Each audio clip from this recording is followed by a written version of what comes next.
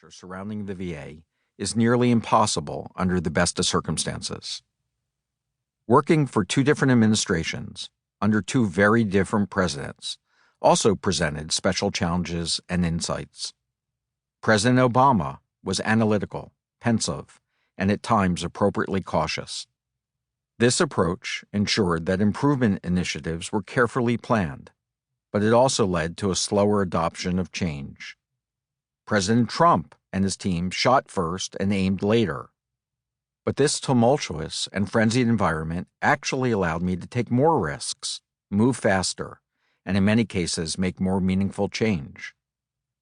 Using the experience I gained in the Obama administration and the freedom I was given in the Trump administration, I took advantage of the opportunity to change the VA. We broke new ground by publishing our wait times and quality data, expanding benefits for mental health services, and adding benefits for those with other than honorable discharges. We dramatically increased our technological sophistication through greater reliance on telehealth and by moving toward a new electronic health record system that would connect seamlessly with the Department of Defense. We made real advances in timely access to care, and we implemented important changes that resulted in veterans having more choice in where they receive their care. In large part, we found a formula for moving away from the status quo and getting the system back on track. Part of the formula involved working more closely with the private sector and making the VA more competitive with industry practices. This was essentially a middle ground between a fully government-run organization and privatization. With Americans polarized over almost every issue, I hoped that caring for veterans wouldn't get entangled in the usual DC gamesmanship. The longer I was in the Capitol, the more I was sorely disappointed. Much of my narrative deals with the factions pushing me to simply close the VA, or at least large parts of it that weren't working well. But I didn't see how shutting down a system specifically designed to care for veterans could be in the veterans' best interests. My strong belief is that my job was to find solutions, no matter how many problems plagued the VA, in order to make the existing system work better. We made real progress during my time at the VA. The morale of the workforce was growing. We were passing new legislation.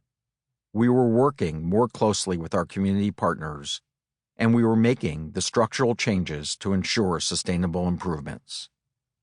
I had found a way to get things done, despite the turmoil within the Trump administration, and things seemed to be running smoothly. Until they weren't.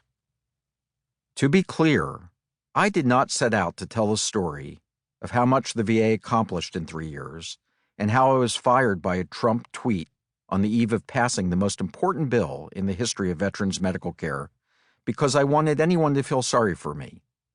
I am telling my story because, in my opinion, the VA is still in grave danger. Its doctors, its administrators, and most importantly our veterans are at risk as never before. In large part, Washington works not just when you have the right plan, but also when you have the right alignment of interests.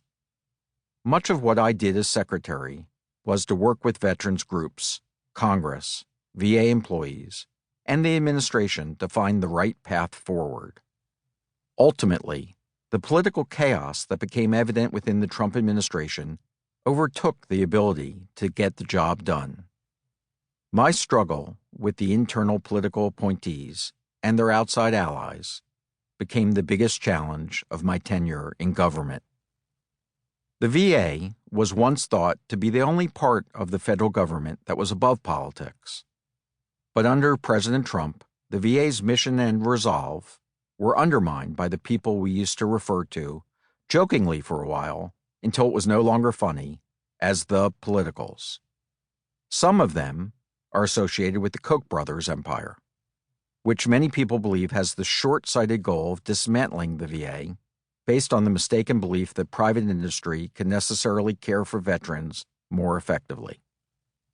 As someone who has spent his life in the private industry of medicine, not of political manipulation,